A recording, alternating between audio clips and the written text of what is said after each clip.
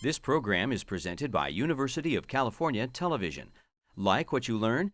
Visit our website or follow us on Facebook and Twitter to keep up with the latest UCTV programs.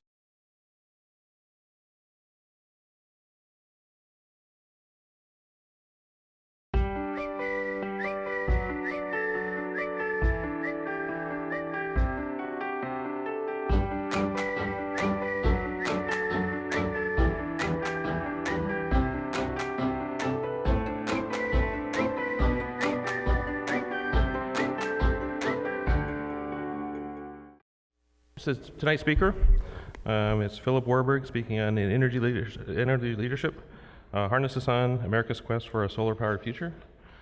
Philip's background in energy goes back to the 1970s, where he worked on getting an initiative passed, the Local Energy Management Act, which was passed in the 1970s, working in Capitol Hill with some of the senators. He's been the president of the Conservation Law Foundation. More recently, he's written 2 books. The previous one is Harvest the Wind and now Harvest the Sun. Everyone please welcome our speaker. Thank you.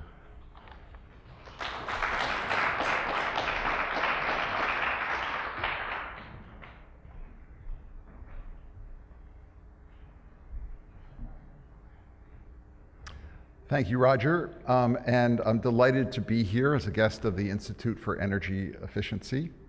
I have to say, coming to California to talk about solar is a little bit like the proverbial carrying coals to Newcastle, in that you really are not just a leader in the nation, but a leader in the world in developing a lot of solar technology and solar policies, so you should feel great about that, and I'm honored to be able to address you today.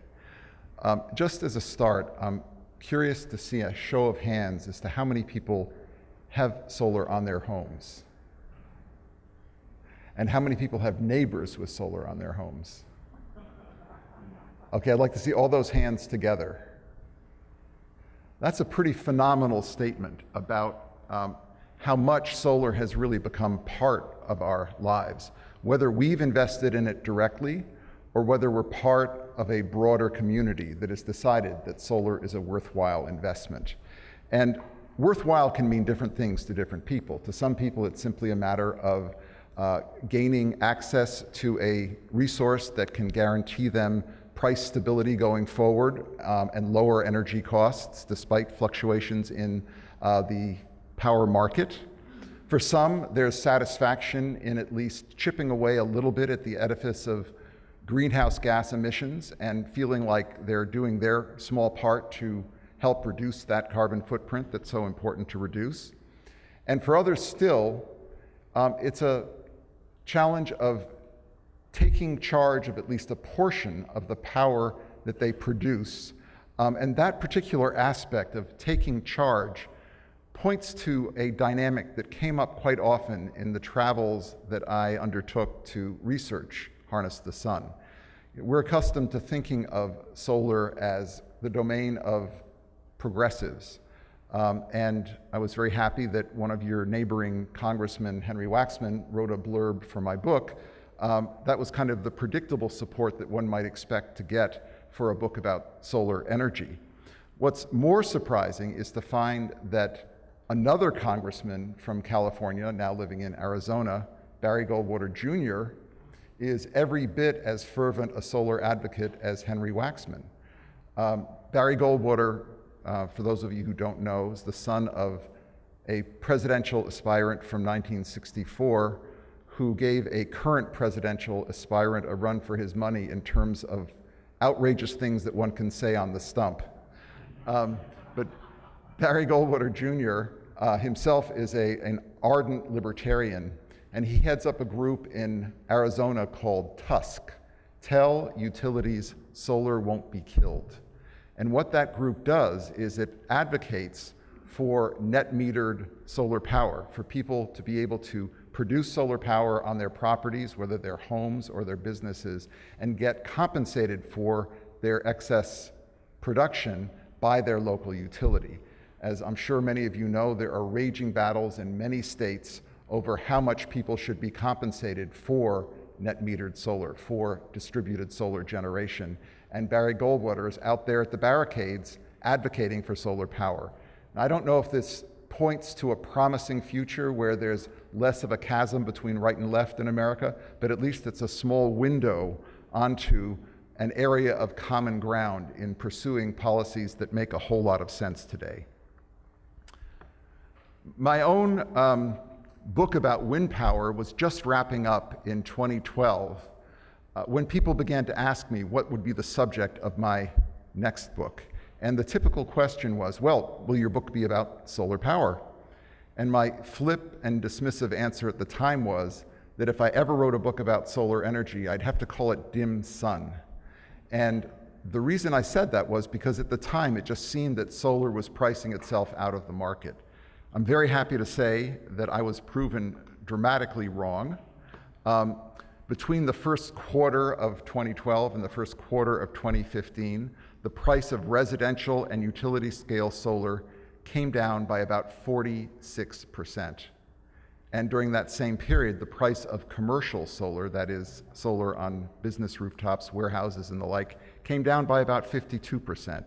So dramatic changes in the solar market, lots of innovative and progressive policies developed at the state level, at the local level, at the federal level that have helped move solar power forward. And just one indicator of how much solar power has become a mainstream technology, you can find if you look at the new installed electric generating capacity during the first half of 2015.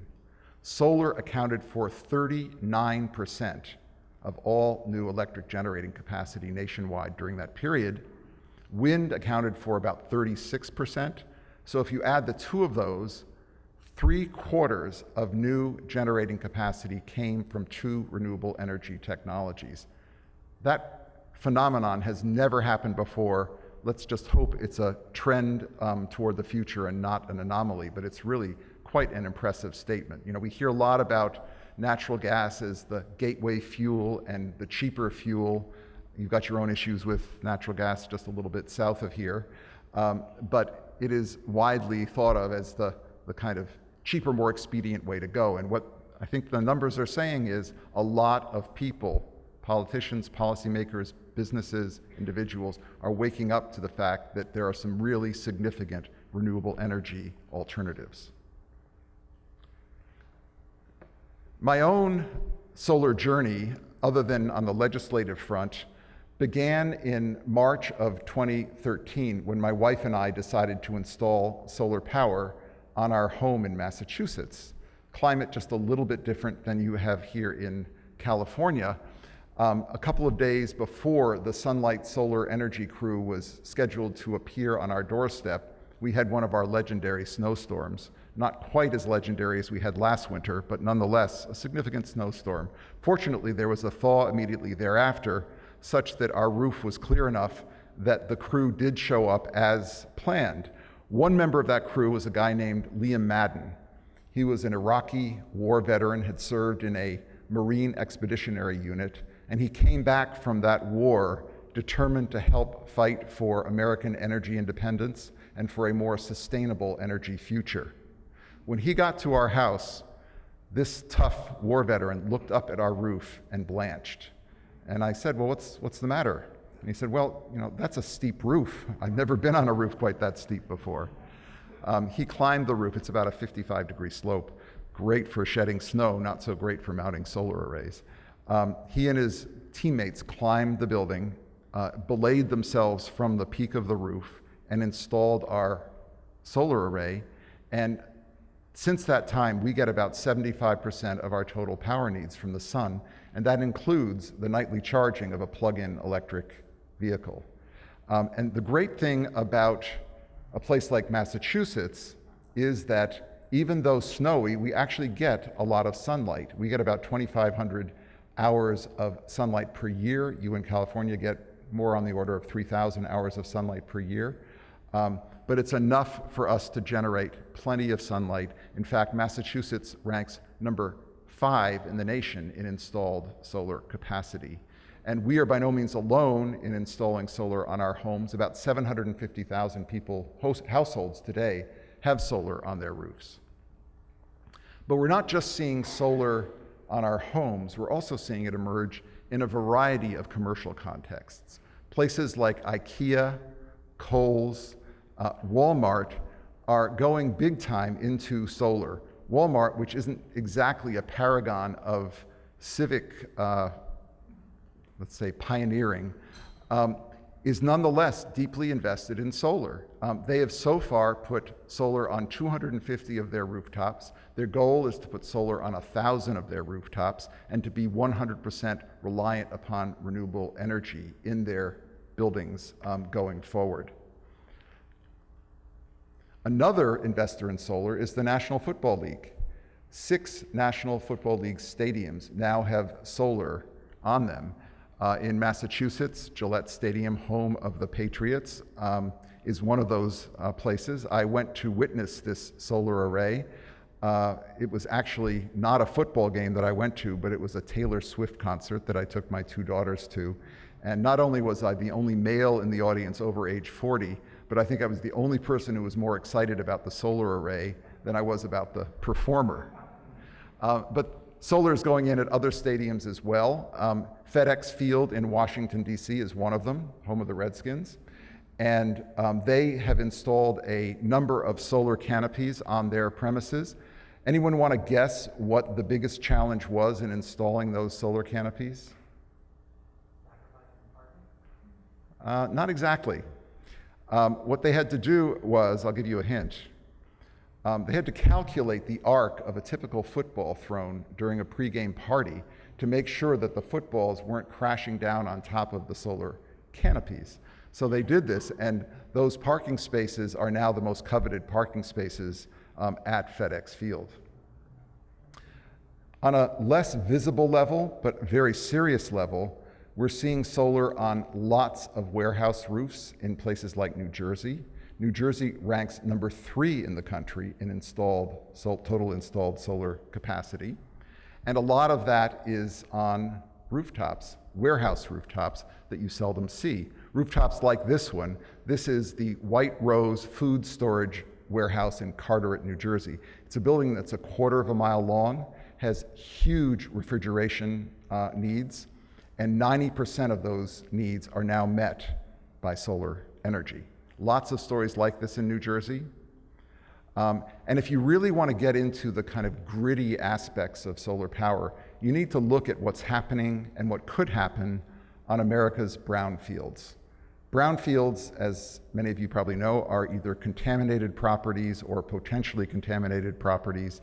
They might be former sanitary landfills, they might be former hazardous waste dumps, they might be former factory sites, mining areas. The US EPA has a program called Repowering America's Land, and that initiative has surveyed over 100,000 brownfield sites in America, and their estimate is that if we tapped the solar potential of those sites, we could be generating 3 times America's total power needs from the sun. I visited a few of those sites, including one in your state, at the Aerojet Rocketdyne factory complex east of Sacramento. This is a site where rockets and rocket propulsion technology has been developed since the 1950s. It's a site that is terribly polluted. It's a Superfund site where a pump and treat process for groundwater, not just on the site, but for miles around, has been mandated and is being implemented. Aerojet Rocketdyne decided a certain kind of swords to plowshares initiative would be to install solar power on at least a portion of their property. So on 40 acres, they've installed a solar array, and that solar array now generates about 1/5 of the power needs for the pump and treat process. Needless to say, this is a 5,900 acre property, so the 40 acres that they have so far devoted to solar are just a scratch of the surface. They could do much more, and they're considering doing more going forward. But it's a great example of how an industry that has been a very dirty industry is turning to solar to help it literally clean up its operations. Another brownfield site that I spent some time at is in the West Pullman neighborhood on the south side of Chicago. West Pullman used to be a thriving industrial area. It's where the Pullman cars were made for the railroad. The American Harvester Corporation used to manufacture farm equipment there, International Harvester, sorry, and they pulled out in the 1980s and left a very polluted site. You can get a sense of that site from this picture here. Exelon Corporation came in and worked with SunPower to install a solar plant on this site. This facility now generates enough electricity for about 1,500 households. It also created quite a number of jobs in the area. All of the metal mounting posts that were used for the solar arrays on this site were built at a local metal workshop, and there were other people employed as well. I wish I could say that this facility had reduced crime in this very crime-ridden neighborhood. Not exactly the case. The number one cause of breakage of solar panels at this facility are stray bullets falling from the sky. That said, it has turned what was really an environmental wasteland, a safety hazard for kids, and a visual blight into an economic and an environmental amenity. But it's not just individual urban sites where we're seeing solar develop. We're also seeing entire towns and cities and counties make a real commitment to solar. And here again, I could tell you about progressive Marin County, where Marin Clean Energy, which is a community choice aggregation initiative, offers its customers a choice of light green solar, which is 50% renewable, or dark green solar, which is 100% renewable.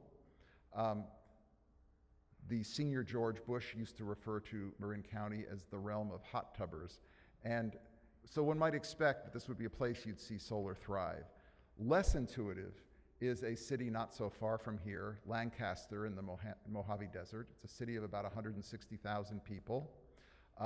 For a long time, it was known best as a center for gang warfare until a Republican crime fighter came in and was elected in 2008. His name is Rex Paris.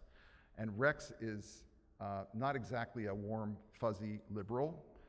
He boasted to me that during his first years in office, he put about 20,000 suspected gang leaders behind bars. And to quote him, he said, "I don't care about the Constitution once you join a gang." This is a lawyer speaking, by the way. So not exactly a sympathetic character in some ways, but the utter determination that he brought to fighting crime in Lancaster, he also has brought to introducing solar power to his community.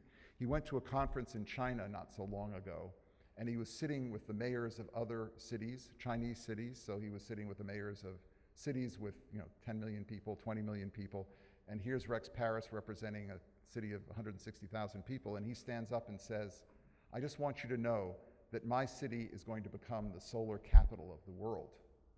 And I think the audience kind of balked, and his staff certainly was a bit surprised, but they came back to Lancaster and they set to work developing ordinances and investing in solar on a variety of levels.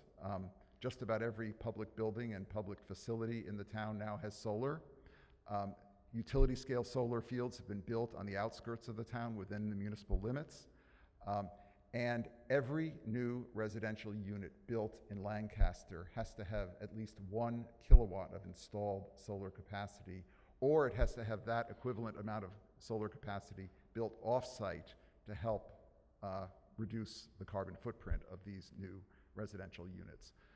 Paris estimates that in the next couple of years, that city will be a net solar energy exporter, and I think he's probably right. So the opportunities for solar within our built environment really abound, but there are also some limits, and I encountered those limits in various places, including on a visit to George Washington University in Washington, D.C., where my daughter Maya is now a senior.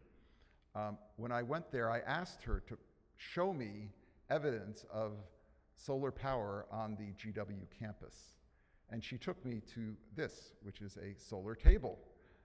It's the only photovoltaic panel on the GW campus on Foggy Bottom. They do have some solar water heaters on the roofs of some dormitories.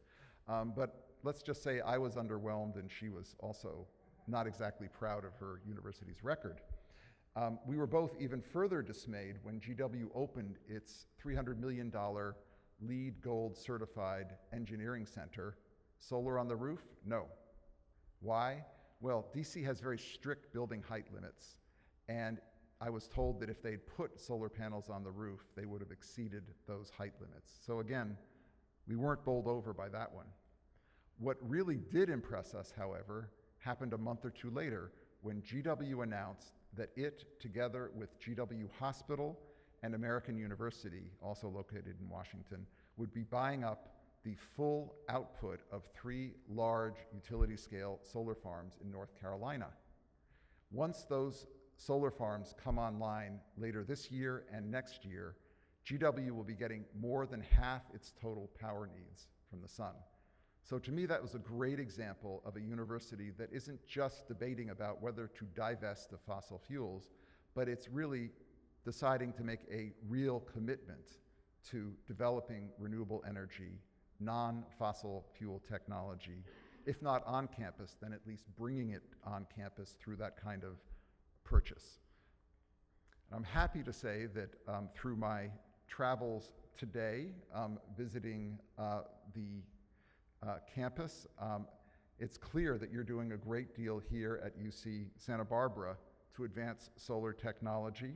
I was very impressed to hear about the Student Services Renewable Energy Initiative, where you've actually voted to tax yourselves, which is absolutely un-American as far as I can tell in this era. And what I kind of liked about this juxtaposition, by the way, I took this photograph yesterday afternoon, thinking it was not a great day for photographing a solar facility, but that surely today would be a brighter day. I'm glad I took the picture yesterday.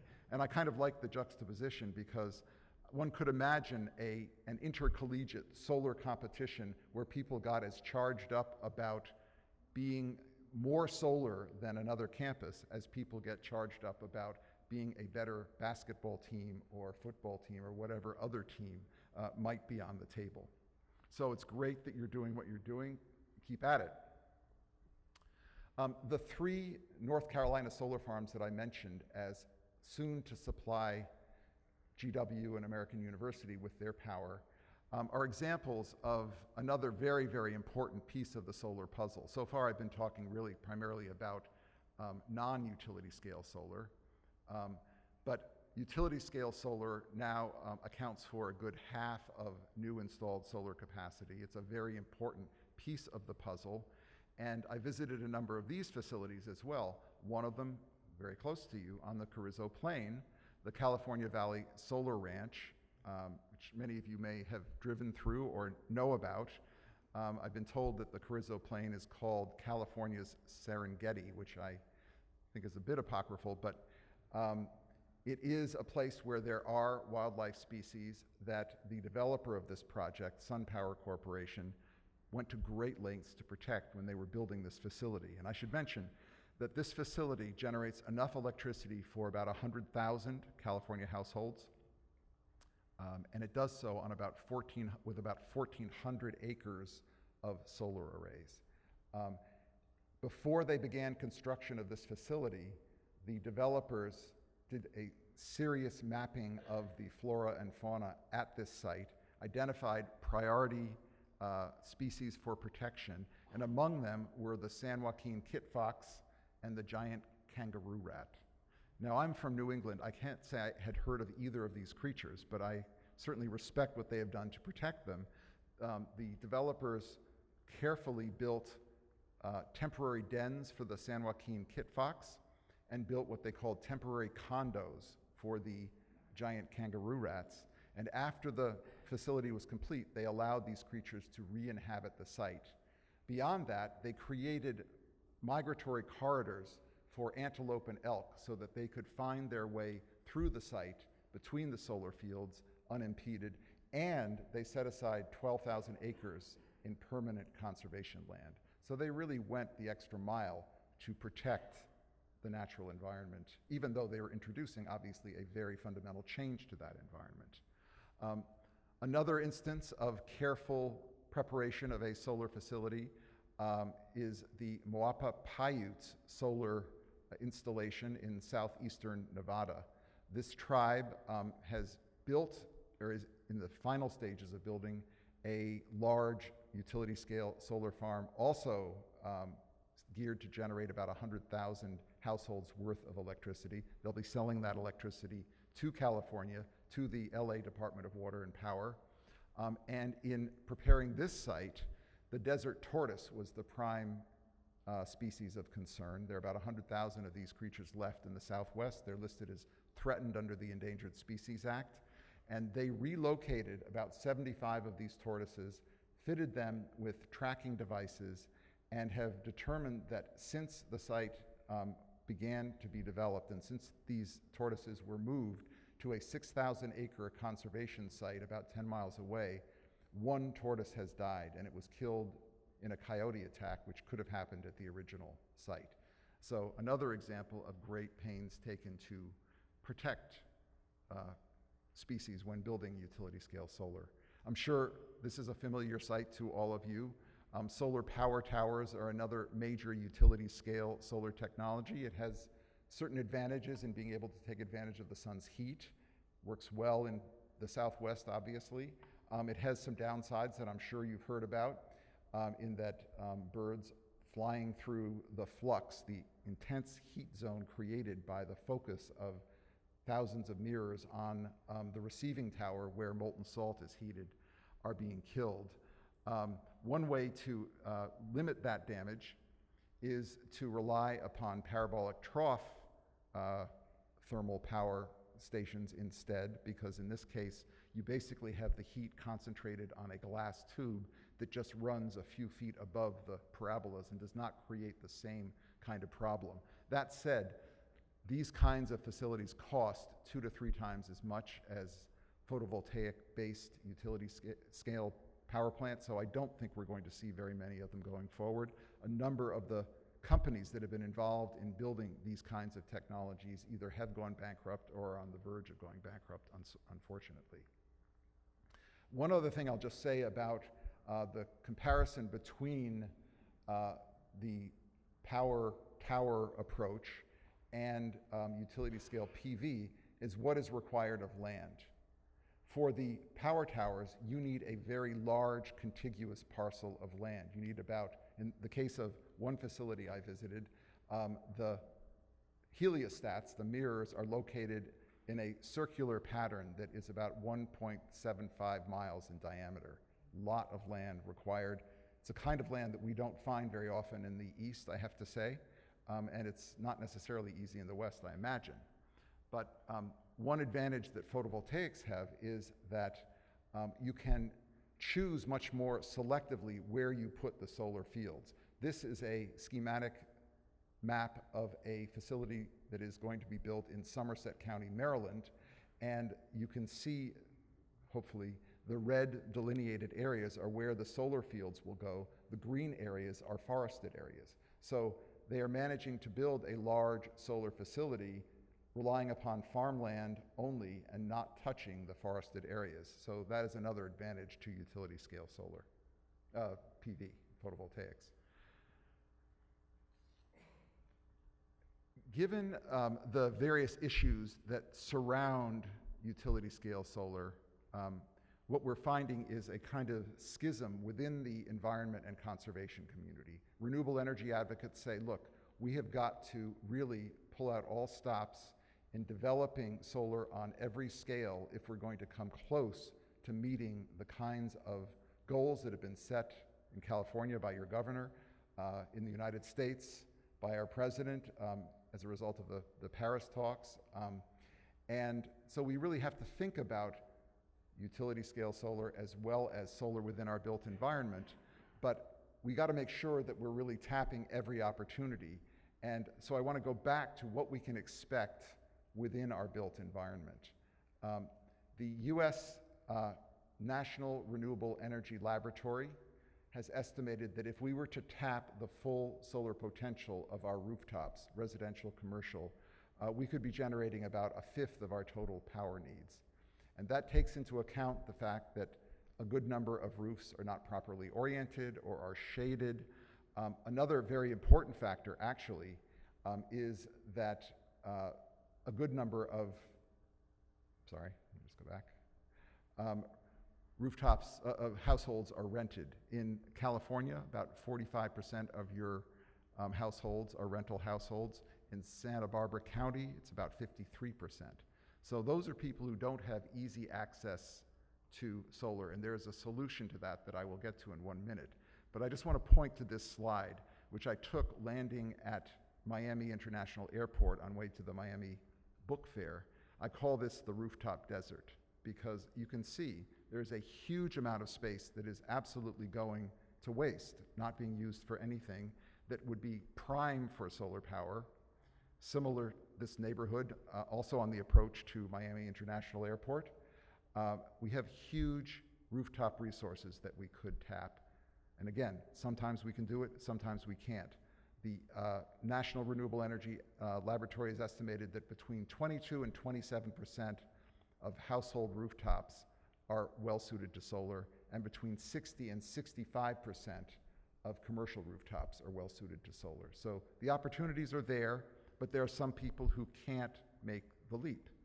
And for those people, there's an interesting and emerging alternative, which is called community solar. With community solar farms, people can buy shares in a large solar facility rather than put solar on their rooftops. And as allowed now in some 13 states, they can treat that solar power as if they were generating the electricity on their own roofs. They get credited proportionate to the amount, the percentage of a community solar plant that they own. The one you see here is the Venatucci Solar Farm in Colorado Springs. It has 600 subscribers. They choose a very good site where there's plenty of sun, no shading, etc. But they don't have to be built on open land. They can also be built on roofs. This is the Seattle Aquarium, which is hosting a community solar facility. These kinds of facilities are being planned in California. I don't think too many of them have been built yet. They were authorized in 2013.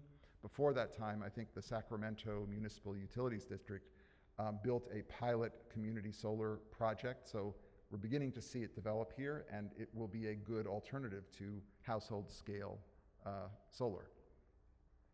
There's just one other kind of solar application that I want to mention, and that is low-income solar. Because we really do face a serious challenge in terms of environmental equity in getting solar into communities that cannot afford to buy solar for their rooftops or don't have the credit rating that they would need to sign a third-party power purchase agreement with a company, let's say like Solar City. California, in this and many other areas, is in the lead. The Public Utility Commission has required that the three big investor-owned utilities invest $324 million in low-income solar installations, both on single-family houses and on multifamily houses. I visited one of these construction sites. It was the home of the Huang family in the Bayview district of San Francisco. That family now gets 90% of its electricity from the solar array that was installed, and that's a benefit that they will enjoy for decades to come. And it's also an environmental benefit for us in that it's that much less of a loading of greenhouse gases on our shared environment. It's run by a nonprofit called Grid Alternatives, and they bring in teams of volunteers from different companies. In the case of the installation I went to, that team was from Salesforce, but they also train a lot of people in how to install solar power.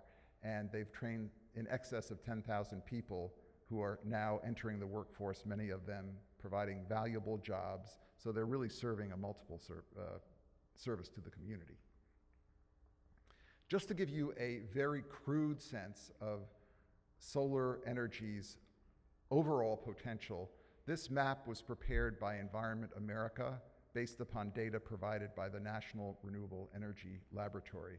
And what it shows is that there are 19 states in America that could generate more than 100 times their total power needs from the sun on land that would be suitable for solar power generation. That isn't to say that anything close to that will ever be developed, but it's just a very crude indicator of how much solar power is out there. Another 15 states, including California, have between 25 and 100 times their total current consumption of electricity that is available from the sun. So again, a prodigious amount of clean, renewable energy that is within our reach. Just to give you a sense of where your state stacks up, California, not surprisingly, is far and away the #1 installer of solar power. And you can see here, this is from 2014. You're well over the 10 gigawatt or 10,000 megawatt limit today, but you can see how far ahead of the crowd you are, and a lot of that is a tribute to the progressive policies that have been introduced, including your 33% by 2020 and your 50% by 2030 renewable portfolio standard. Other policies are playing a role, and it's interesting to me that in 2015, solar, actually it was at the end of 2014, solar eclipsed wind as the leading renewable energy source in your state. Today, solar provides about 6.7% of your total power supply as against wind's 5.3%. And I should mention that this does not include distributed solar generation, as in household or commercial solar. So if you add those in, you're probably coming pretty close to 10% of your total power needs coming from the sun, which is pretty impressive, which is not to say you should be resting on your laurels. California is the 8th economy in the world if you were to compare it to nation states. So what happens here really matters. The world is watching, and you got to keep moving forward. We are on the cusp of a solar revolution.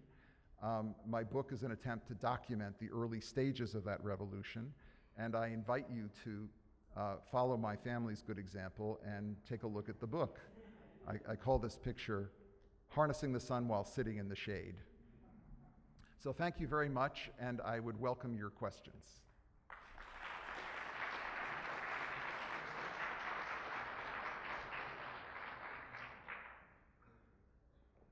Or comments. Yes. Oh, sorry. I think, do you want them at the microphone? Yes. So if you could come up to the microphone. Is that all right? Hello? Okay. If you had to pick let's say that I gave you 5 years to maximize the percentage of electricity that can be done through solar in California, what would be the top 2 areas that you think are the simplest, easiest ways to amplify our usage of solar? You got 5 years to do it. What would you do? I would certainly be focusing on household solar as one of those, not just because of the amount of solar energy that can be generated, but because I think it's very important that people feel that they are playing a role in moving us toward a post-fossil fuel future.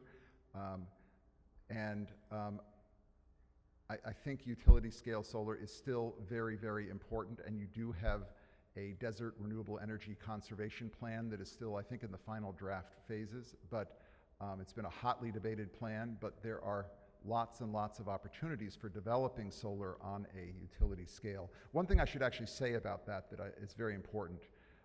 People think about the acreage that would be required for solar energy, and it would be a lot of acreage. According to a study that was done in 2008, long ago in terms of what the efficiency of solar technology actually is today, estimated that we'd need about 13 million acres of land if we were to generate 100% of our electricity from the sun. Just by way of comparison, 88 million acres of American land is now planted in corn, and about 35% of that acreage is used to grow corn for ethanol, a highly questionable fuel in terms of the overall energy and environmental balance. So a fraction of what we are now using to grow ethanol, you could say, we could be using to generate all of our electricity from the sun. And I'm not suggesting that we generate 100% of our electricity from the sun. I'm simply saying that we have those resources, and we really need to think soberly about the different ways we use and abuse our lands. So, next question. Thank you very much. That was a very informative talk. My name is Jefferson Litton with the Community Environmental Council. First thing I wanted to say was here in Santa Barbara, we're pursuing community choice, much like Marin. Great. So we're having a feasibility study coming this spring. But my question is, sort of with the advent of community choice programs and with utilities making it harder and harder to go solar with their new net metering policies, for example, what just happened in Nevada, Yes. what do you see developing as the utilities make the economic payoffs much harder of going solar and basically almost driving customers to disconnect from the grid? Yeah. I think there is a raging debate about what is fair and what is fair to whom. Net metering has brought a wonderful opportunity to hundreds of thousands of households and businesses. I don't pretend to predict exactly how that debate will come out, but something probably short of the full retail value for the excess power generated is where some states at least will end up. Hopefully not so much short of it that it will drive people out of the industry. The price of solar is coming down, so that works in our favor. And it's not so much that the price of solar modules is now coming down, it's that the balance of system costs, all of the other costs, the labor costs, the mounting systems, and other related costs are coming down, and there is a lot of room there to economize. Another very important factor that is encouraging is the extension of the federal investment tax credit, a 30% tax credit applicable to residential, commercial, and utility scale solar. The fact that that was about to expire at the end of 2016 and was going to cause a major crisis in the industry and has now been extended through, I think, the end of 2021 is a huge gift and an opportunity to those of us who want to see renewable energy developed on a significant scale. So I think it's an unnerving time in terms of watching this debate play out, but I think that reasonable minds will hopefully prevail in coming up with fair solutions, and it is a legitimate set of questions to be asked in terms of how you balance what should be provided to solar versus non-solar electric customers.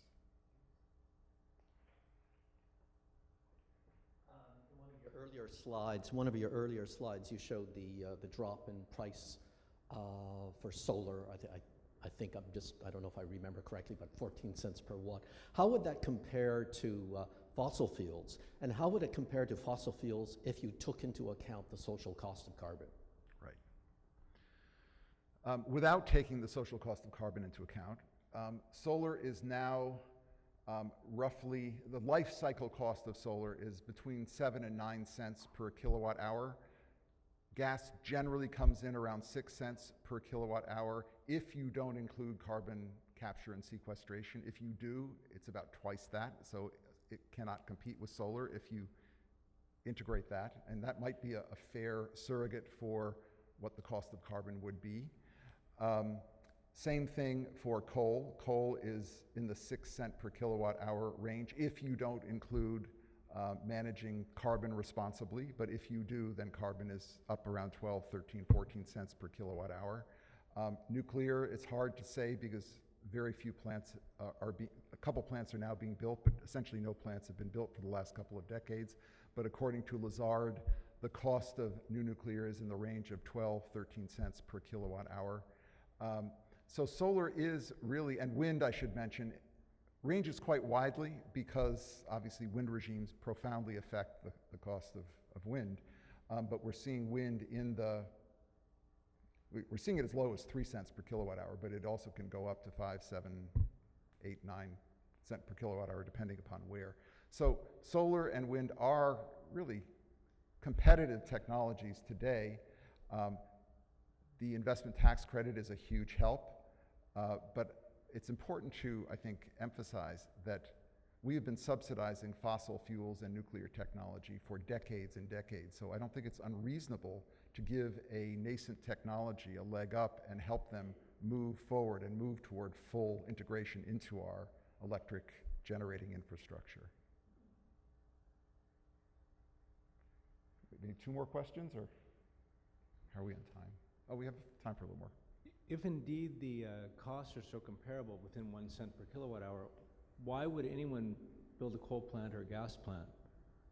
Well, I think that points to the transformative challenge that is facing the utility sector today, because it's a lot simpler to build a coal-fired, not so much today, coal-fired power plant, but a fossil fuel-based power plant that you basically turn on, modulate according to demand, and don't worry very much about complexities of demand response and intermittency. With solar, as with wind, you have intermittent technology, so it takes a much more sophisticated grid operator, and it's a lot more complicated for utilities to manage the load and the variations in load. So I think that's part of what is constraining solar today. We are seeing the development of storage technologies that will make it a lot easier to create a more even flow of power under a renewable energy regime. And I'm not just talking about the storage wall that Elon Musk is talking about, and a storage wall in every household, but that could be a good thing too. That would allow us to be storing the electricity that we generate, not necessarily feeding it back into the grid, which in part answers the whole net metering dilemma, and using that power when we need to use it most in the peak periods, which tend to be evening hours when the sun isn't shining. I think we're going to see utilities undergoing a profound challenge where they're going to have to move away from being purveyors of kilowatt hours to being comprehensive energy services providers, where they are dealing in the demand response market, where they're dealing in the storage market, and where they're dealing in the power generation market.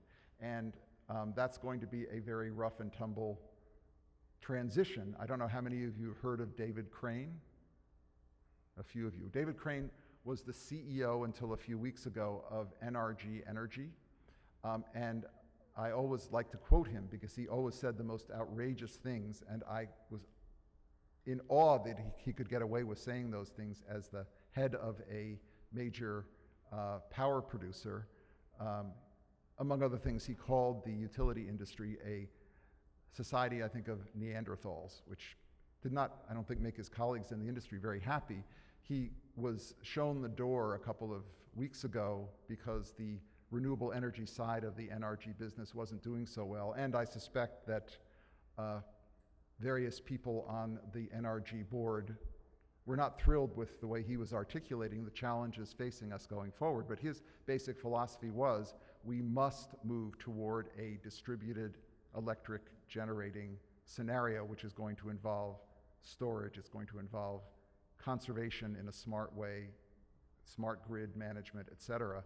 And it was a message that I think was a little bit ahead of his time and enough ahead of its time that he lost his job. Another question?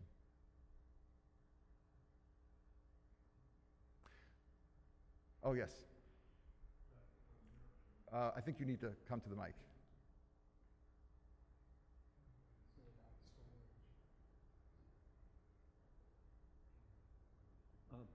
My name is John Perlin, and the question I have is, rather than tax carbon, why not give people who use solar a carbon a reward? Say that once more. Okay, instead of having a negative Yes. to utilities producing carbon energy, why not have a positive, a premium for people producing non-carbon? Okay. Well, I think that really is what the investment tax credit is all about on the federal level, and it's also what the net metering regimes that operate in so many states Well, that's what I is meant. about. Net metering is now being like a question in places. Why not say we give an incentive, forget the idea of net metering, but an incentive for being non-carbon? It's certainly a possibility. I think any mention of the word tax is not going to go very far That's what I mean, in so Congress. premium. So I think that, again, I view the investment tax credit for solar and the production tax credit for wind as good surrogates for a carbon tax, because I don't think politically we're going to see a carbon tax go forward. So as long as we can maintain those important incentives, I think we're probably doing about as much as we can do on the federal level, along with the president's clean power plan to reduce carbon emissions from our fossil fuel power plants. Thank you. 2 more questions, I think, and then we'll. wrap. My name is Tom Everhart, and I'm just curious about the comparison between wind and solar. Both intermittent. The sun goes down at night. Sometimes it shines brightly during the day. Sometimes it does not. The wind blows at night, but not all the time. And what is the comparable reliability of solar versus wind? Okay. I think one of the hurdles that we face in transitioning to a 21st century power paradigm is breaking through state domination of the management of our grid. Right now, basically, state public utility commissions determine where and how transmission lines are built.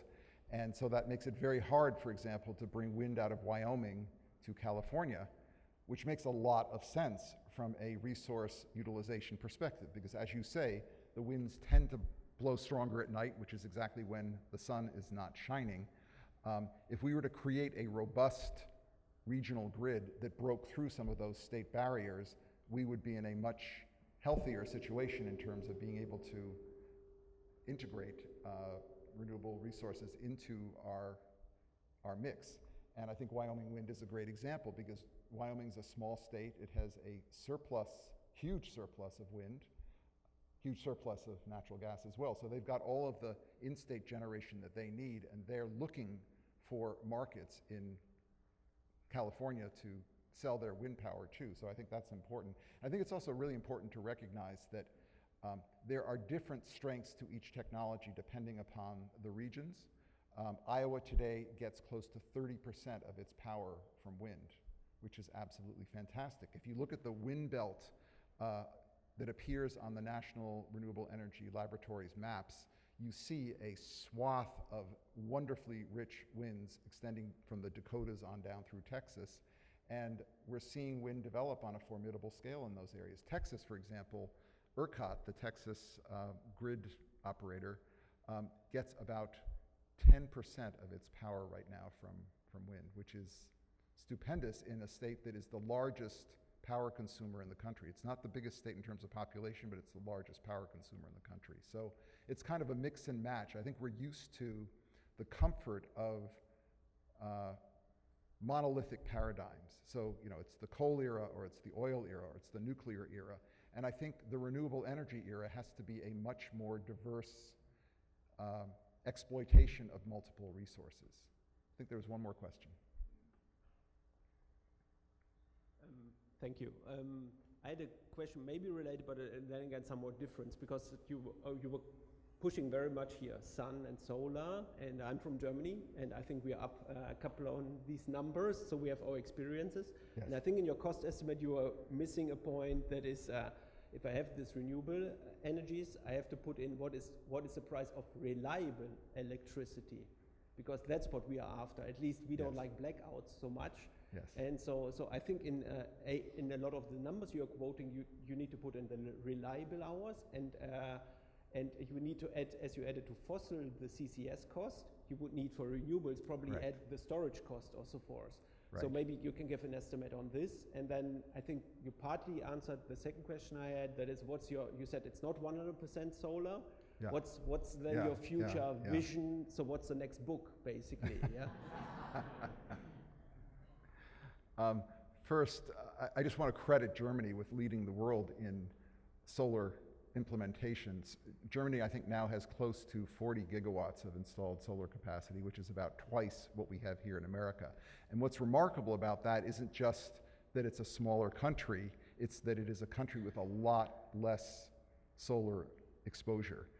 The typical German city gets about 1,500 hours of sunlight per year. If you contrast that again to my hometown, Boston, which gets over 2,000 hours of sunlight per year. Yes, this is a good example of probably your typical day in Germany. But Germany's done a remarkable job in moving solar power and wind power forward. The prices I did quote you were prices that reflect the current market value for those technologies. And they're from Lazard, which is looking not just at those technologies in isolation, but what those technologies are valued at in the marketplace. So I think those are fair numbers in that regard. That doesn't mean that if we were, let's say, a 50% solar society, we would not be paying a lot more to integrate an amount of storage that could create the kind of grid stability that we would need with that higher percentage of solar. One study that I think is indicative of where we could get to with renewable energy, solar and wind, was done by the National Renewable Energy Laboratory. It estimated that we could be getting half of our total power needs from the wind and the sun using technologies that are currently available by 2050. So to me, that's kind of the least we could do. I think we could do a lot more than that, but I think that that is a very conservative estimate of what we could achieve in the relatively near future. I think we could be an 80% wind and solar economy by the latter part of the century if we really set our minds and policies to work at achieving that goal. So thank you very much for coming. It's a pleasure to be here.